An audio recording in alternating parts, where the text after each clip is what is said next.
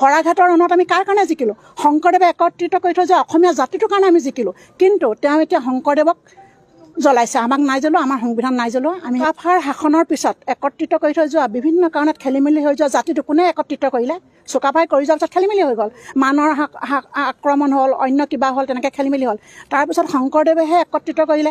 শৰাঘাটৰ ৰণত আমি কাৰ কাৰণে জিকিলোঁ? শংকৰদেৱে একত্ৰিত কৰি থৈ যোৱা অসমীয়া জাতিটোৰ কাৰণে আমি জিকিলোঁ। দোষিত, আমাক উচিত তদন্ত লাগে।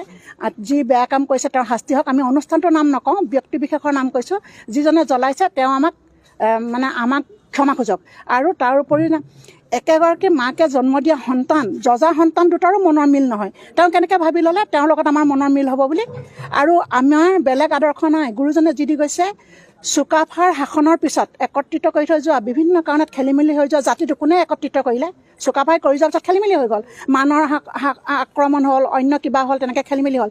তাৰপিছত শংকৰদেৱেহে একত্ৰিত কৰিলে। শৰাঘাটৰ ৰণত আমি কাৰ কাৰণে জিকিলোঁ? শংকৰদেৱে একত্ৰিত কৰি থৈ যোৱা অসমীয়া জাতিটোৰ কাৰণে আমি জিকিলোঁ। কিন্তু তেওঁ এতিয়া শংকৰদেৱক জ্বলাইছে, আমাক নাই জ্বলোৱা, আমাৰ সংবিধান নাই জ্বলোৱা। সেইকাৰণে এই ঘটনাৰ উচিত তদন্ত বিচাৰি আমাৰ OC ছাৰক এতিয়া দৰখাস্ত দিছোঁ। তেখেতে সোণাৰীলৈ পঠিয়াব তাৰ উচিত তদন্তৰ বাবে। ধন্যবাদ।